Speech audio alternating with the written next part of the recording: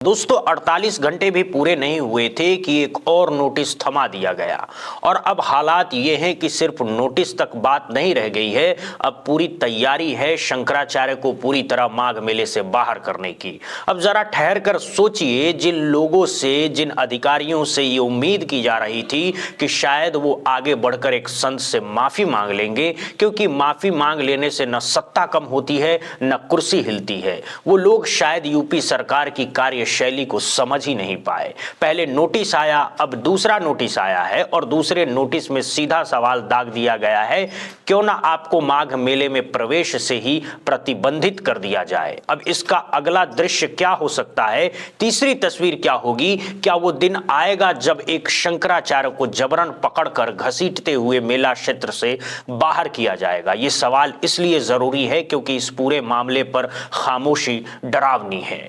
ऐसा लगता है जैसे सबने अपने अपने हिस्से की भांग पी ली हो और फिर गहरी नींद में चले गए हों। जरा इस कागज को देखिए, एक और पत्र, एक और चेतावनी, इस बार भाषा और भी सख्त है। प्रयागराज में शंकराचार्य स्वामी अविमुक्तेश्वरानंद और मेला प्रशासन के बीच टकराव अब खुलकर सामने आ चुका है। प्रशासन ने 48 घंटे के भीतर दूसरा नोटिस जारी करते हुए कहा है कि आपको माघ मेले से स्थायी रूप से बैन क्यों न कर दिया जाए। आरोप लगाए गए हैं कि मौनी अमावस्या के दिन आपने आपातकालीन स्थिति के लिए रखे गए पाटून पुल पर लगे बैरियर को हटवाया, बिना अनुमति बग्गी के साथ संगम की ओर बढ़ने की कोशिश की, जबकि उस समय भीड़ अपने चरम पर थी और भगदड़ का खतरा पैदा हो सकता था। नोटिस में साफ लिखा है, अगर 24 घंटे के भीतर संतोषजनक जवाब नहीं मिला तो शंकराचार्य की संस्था को दी गई जमीन और सुविधाएं वापस ली जा सकती है और भविष्य में मेला क्षेत्र में प्रवेश पर पूरी तरह रोक लग सकती है। इतना ही नहीं, एक और आपत्ति उठाई गई है। कहा गया है कि मेले में खुद को शंकराचार्य बताकर बोर्ड लगाना अदालत के आदेशों का उल्लंघन हो सकता है। अब यहां 2-3 बातें बहुत गंभीर है। पहली बात यह कहा जा रहा है कि आप शंकराचार्य हैं, ये लिखना ही कोर्ट का उल्लंघन है। याद करिए, जब राम मंदिर का मुद्दा था तब कहा जाता था आस्था का सवाल है, कोर्ट का फैसला मानेंगे, लेकिन तब भी इस संदेश साफ था, फैसला हमारे पक्ष में आना चाहिए। आज वही सत्ता कह रही है नहीं नहीं, कोर्ट कहता है कि आप शंकराचार्य नहीं हैं। हालांकि इस पर शंकराचार्य की तरफ से जवाब भी दिया गया है, जिसे आगे दिखाया जाएगा। दूसरी और ज्यादा खतरनाक बात, जमीन और सुविधाएं छीनने की धमकी। आप जरा इसका मतलब समझिए, ये कोई आम व्यक्ति नहीं है, ये वही शंकराचार्य हैं जिनके चरणों में खुद प्रधानमंत्री नरेंद्र मोदी नतमस्तक होते हैं, जिनका स्वागत देश के सबसे बड़े उद्योगपति अपने घरों में करते हैं। और अब उन्हीं शंकराचार्य के लिए माहौल ऐसा बना दिया गया है जैसे वो कोई अपराधी हो। वैसे भी अगर शंकराचार्य चाहे तो देश भर में उनके अनुयायी सिर्फ 100-200 निकाल दें तो कुछ ही समय में करोड़ों रुपए इकट्ठा हो जाए। मुद्दा पैसों का नहीं है, मुद्दा धमकी का है, दबाव का है और संदेश का है। आप खुद तय कीजिए, ये सिर्फ प्रशासनिक कार्रवाई है या किसी को झुकाने की कोशिश। अब जरा अगली तस्वीर देखिए। मैं एक वीडियो देख रहा था, आज तक के स्टूडियो में एक तस्वीर दिखाई जाती है। अंजना ओम कश्यप एक तरफ शंकराचार्य को बैठाए हुए हैं और ठीक सामने दूसरे संत को बैठा दिया गया है। यानी साफ साफ संत बनाम संत का नैरेटिव। एक संत के सामने दूसरा संत, और जो दूसरे संत दिखाई दे रहे हैं उन्हें बताया जा रहा है कि अखिल भारतीय अखाड़ा परिषद से जुड़ा हुआ, और वही संत कैमरे के सामने शंकराचार्य से कह रहा है, तुम्हें कौन सी चुल मची थी? सबसे हैरानी की बात क्या है, अंजना ओम कश्यप उन्हें रोक नहीं रही थी, कोई टोक नहीं, कोई ऐतराज नहीं। टीवी स्क्रीन पर बैठा हुआ एक व्यक्ति दूसरे व्यक्ति से कह रहा है, तुम्हें कौन सी चुल मची थी? तुम वहां बग्गी लेकर क्यों गए थे? अब मैं यहां एक बुनियादी सवाल पूछता हूं। मान लीजिए शंकराचार्य नहीं हैं, मान लीजिए वो कोई संत भी नहीं है, तो भी क्या किसी न्यूज चैनल पर बैठकर कोई भी आदमी किसी दूसरे आदमी से इस तरह की भाषा में बात कर सकता है? तुम्हें कौन सी चुल मची थी? ये शब्द है साहब, ये सवाल नहीं है, ये लहजा है, और यही लहजा धीरे धीरे लोगों के दिमाग में भरा जा रहा है ताकि ये बैठा दिया जाए कि शंकराचार्य जिद कर रहे थे, शंकराचार्य जबरन अड़े हुए थे। कोई रथ और हाथी घोड़ा पालकी लेकर के नहीं गया नहाने, तुम्हें ही चुल ऐसी क्यों मची है भाई? मेला खराब करने की, यहाँ पे भगदड़ मचवाने की चुल क्यों मची है? सीधी सीधी सी बात है, आप राजनीतिक दलों के हथियार हो, एंटी मोदी, एंटी। यही कहानी परोसी जा रही है। अब जरा आगे बढ़िए। शंकराचार्य ने अब जवाब भेजा है, नोटिस का जवाब। पहले नोटिस का लिखित उत्तर स्वामी अभिमुक्तेश्वरानंद ने प्रयागराज मेले प्राधिकरण को भेजे गए जवाब में साफ लिखा है कि पालकी में चलना कोई मनमानी नहीं, बल्कि ये एक धार्मिक परंपरा है जो आदि शंकराचार्य के समय से लगभग 2500 वर्ष से चली आ रही है। जवाब में ये भी कहा गया है कि प्रशासनिक अधिकारियों ने शंकराचार्य की मर्यादा को ठेस पहुंचाई है। उनके अनुयायियों के साथ मारपीट की गई। पुलिसकर्मियों ने पालकी को अपराधियों की तरह घसीटा। इतना ही नहीं, पालकी को जानबूझकर ऐसी जगह ले जाकर खड़ा किया गया जहां से उसके नदी में गिरने का खतरा था। जवाब में यह तक लिखा गया है कि यह महज दुर्व्यवहार नहीं बल्कि जान को खतरे में डालने जैसी कृत्य था। और एक अहम बात, शंकराचार्य ने साफ कहा है कि पालकी को बग्गी कहना ही गलत है क्योंकि उसमें पहिए थे ही नहीं। अब जरा आम आदमी की बात समझिए। एक आम नागरिक कह रहा है हमें इससे कोई फर्क नहीं पड़ता कि वो शंकराचार्य हैं या नहीं, हमें इससे भी फर्क नहीं पड़ता कि वो संत हैं या नहीं, लेकिन कम से कम ये तो बताइए, अगर कोई व्यक्ति, कोई आम हिंदू स्नान करने के लिए गया है और पुलिस उसे रोकती है और वो नहीं रुकता है, तो क्या कानून इजाजत देता है कि उसके बाल पकड़कर घसीटते हुए ले जाया जाए? अगर वो अपने बच्चों के साथ हो तो क्या बच्चों के सामने उसके साथ ऐसा सलूक किया जाएगा? मान लीजिए कोई साधारण हिंदू परिवार गंगा स्नान के लिए गया और पुलिस ने रोका और परिवार ने बहस की, तो क्या जवाब होगा? बाल पकड़कर घसीटना, ये किस कानून में लिखा है? और सबसे बड़ा सवाल, इन तस्वीरों का खंडन क्यों नहीं हो रहा है? क्यों यूपी पुलिस सामने आकर ये नहीं कह रही है कि हमारे किसी भी जवान ने किसी व्यक्ति के बाल नहीं खींचे हैं? क्यों चुप्पी? अब एक नया मोड़ देखिए। अब ये बहस कि शंकराचार्य हैं या नहीं, इस पर अलग अलग खेमों को मैदान में उतार दिया गया है। और अगर मैं ये कहूं कि अपने अपने लोग उतारे जा रहे हैं तो शायद गलत नहीं होगा। जरा स्क्रीन पर देखिए, कन्हैया मित्तल, फिल्मी धुनों पर धार्मिक गीत गाने वाले कन्हैया मित्तल खुलेआम कहते हैं मैं स्वामी अभिमुक्तेश्वरानंद का कड़ा विरोध करता हूं। उन्होंने 3 मिनट का एक वीडियो डाला और उस वीडियो में वे कहते हैं कि स्वामी अभिमुक्तेश्वरानंद ने योगी आदित्यनाथ की तुलना औरंगजेब से की, मंदिर तुड़वाने जैसी बातें की और इसी वजह से अब वो उन्हें शंकराचार्य मानने को तैयार नहीं है। वो कहते हैं कोर्ट का फैसला बाद में आएगा, लेकिन मैं व्यक्तिगत रूप से उन्हें शंकराचार्य मानने को तैयार नहीं हूं। अब सवाल ये है साहब, क्या अब ये तय किया जाएगा कि कौन शंकराचार्य है और कौन नहीं? यूट्यूब वीडियो देखकर ये बात उनकी तरफ से कही गई है। तो कन्हैया मित्तल जी, सबसे पहले तो आप ये बताइए, आपके ऊपर जो अलग अलग जगहों पर अलग अलग तरह के आरोप लगाए गए हैं, कहीं कुछ, मैं उन्हें दोहराना नहीं चाहता क्योंकि कई बार ऐसा भी होता है कि आपसी द्वेष और निजी रंजिश के चलते लोग एक दूसरे पर आरोप लगा देते हैं। चलिए मान लेते हैं आप एक नेक, सज्जन और ईमानदार व्यक्ति हैं, लेकिन फिर भी एक सवाल रह जाता है, क्या आप एक सेकंड के लिए ये बोल पाएंगे कि शंकराचार्य और उनके अनुयायियों को जिस तरह बाल पकड़ कर घसीटा गया वो सरासर गलत था? क्या आप ये बोल पाएंगे कि योगी आदित्यनाथ को उन अधिकारियों को 24 घंटे के भीतर हटाना चाहिए था या नहीं? ये बात आप नहीं बोल पाए। दूसरी और भी चौंकाने वाली बात, आप अपने वीडियो में ये कहते हैं कि शंकराचार्य को चुनाव लड़ लेना चाहिए। कमाल है साहब, देखिए बहस अब किस स्तर पर लाई जा रही है। मतलब अब नियम ये हो गया है कि अगर किसी को कोई अन्याय दिखे, अगर किसी को कोई दिक्कत हो, अगर कोई सवाल पूछे तो जवाब यही होगा कि चुनाव लड़ लो। दिक्कत मत बताओ, समस्या मत उठाओ, सीधे चुनाव लड़ लो।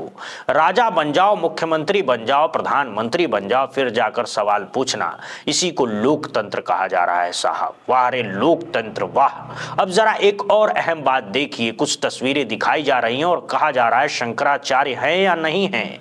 अमर उजाला की एक पुरानी तस्वीर देखिए, उसमें 3 अलग अलग पीठों के 3 शंकराचार्य एक साथ दिखाई दे रहे हैं। अब बताइए इस तस्वीर को आप क्या कहेंगे? इसके बाद पुरी पीठ के शंकराचार्य स्वामी निश्चलानंद सरस्वती महाराज का बयान सुनिए। पुरी के शंकराचार्य ने साफ कहा है कि शंकराचार्य का निर्णय अकाट्य होता है और उनके निर्णय को सुप्रीम कोर्ट तक मान्यता देता है। उन्होंने पुरी पीठाधीश्वर शंकराचार्य अभिमुक्तेश्वरानंद सरस्वती को अपना लाडला बताया और खुलकर उनका समर्थन किया। उन्होंने साफ शब्दों में कहा, मेला प्रशासन अपना काम करे और साधु संतों व शंकराचार्यों के साथ दुर्व्यवहार न करे। तो देखिए साहब, कल द्वारिका पीठ के शंकराचार्य समर्थन में आए थे, आज पुरी पीठ के शंकराचार्य भी खुलकर समर्थन में खड़े हैं। दो पीठों से साफ संदेश है, प्रशासन अपनी सीमा में रहे। अब मैं आपसे एक सीधा सवाल पूछता हूं, अगर ये सरकार योगी आदित्यनाथ की नहीं होती, अगर उत्तर प्रदेश में अखिलेश यादव की सरकार होती और किसी साधारण से साधु के साथ भी ऐसा व्यवहार हुआ होता तो क्या होता? पूरे प्रदेश में अखिलेश यादव के पुतले जल रहे होते, चारों तरफ नारे लग रहे होते, बुलडोजर की मांग हो रही होती। आपने देखा है कई जगह सिर्फ इस शक में कि किसी ने ऊपर से थूक दिया, शोभा यात्राओं में बवाल खड़ा हो गया। मध्य प्रदेश में एक मामला सामने आया, बुलडोजर चल गया, आदमी जेल भेज दिया गया, बाद में पता चला वीडियो एडिटेड था। घटना हुई ही नहीं थी, लेकिन तब तक तूफान खड़ा किया जा चुका था। इतनी सी बात पर लोगों का खून खौल जाता है और आज शंकराचार्य के साथ जो कुछ हुआ है उस पर ऐसी खामोशी क्यों? हालांकि समाज का एक तबका आज भी कह रहा है कि नहीं साहब, ये स्वीकार्य नहीं है। लोगों से एक प्रश्न पूछना था, बड़े शांति से सोचिएगा। एक विवाद चल रहा है, कोर्ट ने शंकराचार्य जी को माना नहीं है, एक्सेप्ट नहीं किया है, उसमें पीठ में विवाद है, राज्य सरकार भी नोटिस भेज रही है। एक बात बताइए, आपके घर के बाजू में जो मस्जिद है, जो गुरुद्वारा है, जो चर्च है, वहां के मौलवी के ऊपर में कोर्ट है, राज्य सरकार है कि तय कर ले कौन वहां का मौलाना होगा, कौन पास्टर होगा, कौन ज्ञानी जी होगा, कौन भंते होगा। मैं अभी बिशप की, शाही इमाम की, इनकी उनकी बात नहीं कर रहा हूं, मौलाना और मुअज्जिम की बात कर रहा हूं, जो सरकारी तनख्वाह पे होते हैं। औकात है? और आपकी औकात है ये प्रश्न पूछने की? है औकात? है हिम्मत? अपने आप को हिंदू कहते हो, धिक्कार है तुम्हारे हिंदुत्व पे। एक बालक की शिखा पकड़कर घसीटा गया है और आप इधर उधर की शर्म आनी चाहिए। आप धिम्मी बन चुके हैं। अगर इस विषय पे आप विचार भी नहीं कर सकते ना, यही धिम्मीट्यूड है, एग्जैक्टली यही है। यहां से जाना था वहां, कौन सा अपराध ऐसा है, कौन सा अपराध ऐसा है जिसके लिए किसी एक ब्राह्मण की शिखा को पकड़ के घसीटा जाएगा? कौन सा अपराध ऐसा है इन्हीं लोगों की? वहां तुम साहब साहब मुलाना साहब करने लगते हैं, तुरंत दुम जो है पीछे घुस जाती है। इन्हीं पुलिस वालों की बात कर रहा हूं, वर्दी में हो या बिना वर्दी के। सुना है किसी मौलाना को, किसी पास्टर पादरी को, किसी खालिस्तानी बोल रहा हूं, किसी खालिस्तानी को दाढ़ी पकड़ के घसीटते हुए देखा है कभी? है हिम्मत? और अगर इससे आपके मन में पीड़ा नहीं होती। अब इसके बाद एक और वीडियो जरा देखिए। शंकराचार्य अभिमुक्तेश्वरानंद की तरफ से कुछ साधु मेला प्रशासन और पुलिस को नोटिस का जवाब सौंपने के लिए जाते हैं, लेकिन रात के लगभग 11 बजे से लेकर 12:15-1 बजे तक कोई भी अधिकारी नोटिस लेने के लिए मौजूद नहीं होता। आखिरकार रात में ही मुख्य गेट पर उस जवाबी नोटिस को चिपका दिया जाता है। यहाँ कागज देना किसको दे? नहीं तो नहीं है तो कागज हमको देना, कागज देना है। अब कागज तो रिसीव करोगे ना, यहाँ के वो है ना, रिसीव हम लोग कहाँ करते हैं? तो लोगे तो कि लोगे नहीं? कैसा कागज? अब हम लोग कहाँ जाने? नहीं, यहाँ कोई तो होगा जो कागज एक अभी आ रहे, अभी आधे एक घंटे बाद आइए तो आएंगे। कोई बाबू यहाँ कोई है नहीं, ये बैठे हुए हैं, प्यून है, और इनका कहना है कि मुझे नहीं मालूम, कोई अधिकारी नहीं है तो मैं कैसे ले लूं।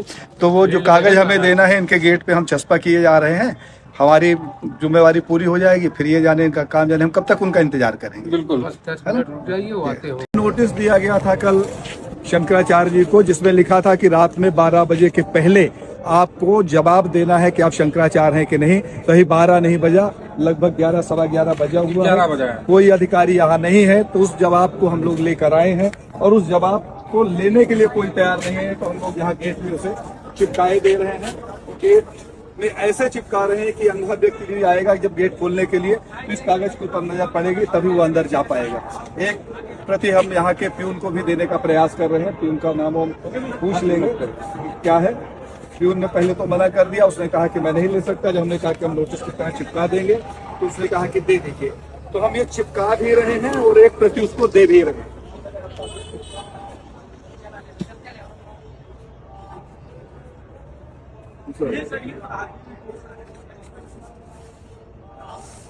शंकराचार्य अभिमुक्तेश्वरानंद सरस्वती इस पूरे घटनाक्रम पर एक बेहद अहम बात कहते हैं। वो साफ शब्दों में कहते हैं, ऐसा नहीं है कि हम यहाँ विवाद करने के लिए बैठे हैं। अगर कोई एक व्यक्ति भी आकर सिर्फ माफी मांग लेता तो हम यहीं पर इस पूरे मामले को खत्म कर देते और आगे बढ़ जाते, लेकिन कोई आया ही नहीं। वो बताते हैं कि रात 1 बजे तक वो अपने आसन से नहीं उठे, बिना अन्न जल ग्रहण किए, यहाँ तक कि लघुशंका के लिए भी नहीं उठे। लगातार एक टक इस उम्मीद में बैठे रहे कि शायद कोई अधिकारी आएगा, अपनी बात रखेगा और मामला यहीं समाप्त हो जाएगा, लेकिन कोई नहीं आया। शंकराचार्य ये भी याद दिलाते हैं कि अखिलेश यादव के कार्यकाल में काशी बनारस में मूर्ति विसर्जन के दौरान उन पर लाठियां चार्ज हुई थी। उसके बाद खुद अखिलेश यादव आए थे, साष्टांग प्रणाम करके माफी मांगी थी और कहा था मेरे अधिकारियों से गलती हुई है। शंकराचार्य कहते हैं उस माफी को उन्होंने स्वीकार किया और मामला वहीं खत्म हो गया। लेकिन यहाँ कोई माफी मांगने तक नहीं आया। वो साफ कहते हैं अगर कोई आता तो हम माफी दे देते। यादव ने मूर्ति विसर्जन के प्रकरण में हमको लाठी मरवाई थी, अपने उनके भी यही अधिकारी थे, डीएम और कमिश्नर यही सब थे। और अभी पता चला है कि जो कल मारने वाला था उसमें से एक वहाँ बनारस में उस दिन भी था जिसने उस दिन भी लाठी मांगी। इसका मतलब है कि वो निजी खुन्नस रखता है, उसका भी नाम साफ नहीं करेंगे जरूरत पड़ी तो। लाठी मारी थी उन्होंने, बड़ा आक्रोश हुआ था, सबने प्रतिकार यात्रा भी निकाली। लेकिन जब उन्होंने प्रयाग हरिद्वार में आकर के कैमरा के सामने साष्टांग प्रणाम करके कहा था इमाम शरणागतम, मेरे अधिकारियों से महाराज जी गलती हो गई, मैं मानता हूँ, क्षमा याचना करने के लिए आया हूँ, तो हमने क्या किया? माफ कर दिया कि नहीं कर दिया? क्योंकि क्षमा याचना के लिए अगर कोई शब्द बोल करके सिर झुका देता है, उसके बाद शायद ही कोई होगा जो कहे कि नहीं मैं नहीं माफ करूंगा। क्षमा याचना में प्रत्युत्तर की आशा नहीं की जाती, क्षमा याचना करने मात्र से वो मिल जाती है, ऐसा माना जाता है। तो हमने सोचा कि वो आ जाए, आगे क्षमा मांगेंगे तो हम क्या करेंगे, चले ही जाएंगे। तो रात को 1 बजे तक बिना अन्न जल खाए और लघुशंका भी नहीं गए, 18 घंटे संयम से रहे कि बीच में कोई बाधा ना आए। रात को 1 बजे तक बैठे रहे कि शायद मौका मिले, लेकिन कोई नहीं आया। तो फिर हमको उठ करके जल ग्रहण करना पड़ा। फिर दूसरे दिन जब समय आया, कुल मिलाकर स्थिति यह है कि 48 घंटे के भीतर दूसरा नोटिस भी जारी कर दिया गया है। शंकराचार्य के चारों ओर एक तरह से ऐसी सीमाएं खींची जा रही है कि अब वो चाह कर भी पीछे हटे तो उसके लिए रास्ता आसान नहीं होगा। नोटिस पर नोटिस, धमकी पर धमकी, ऐसे माहौल में कोई भी व्यक्ति अगर समझौता करना भी चाहे तो उसके लिए हालात और मुश्किल हो जाते हैं। शंकराचार्य के पास न सत्ता है, न पद है, न कोई राजनीतिक ताकत है। कहा जाता है कि साधु सन्यासियों की एक ही पूंजी होती है, उनका मान सम्मान। वो भोग के नहीं, सम्मान के भूखे होते हैं और शंकराचार्य अपने आप में सक्षम हैं। ऐसा नहीं है कि वो किसी सहारे के मोहताज हैं। कुल मिलाकर ये मामला अब काफी आगे बढ़ चुका है। आगे क्या होगा ये देखना अभी बाकी है। आप इस पूरे मामले को किस नजर से देखते हैं, नीचे कमेंट बॉक्स में जरूर बताइएगा। बहुत बहुत धन्यवाद, बहुत बहुत शुक्रिया दोस्तों।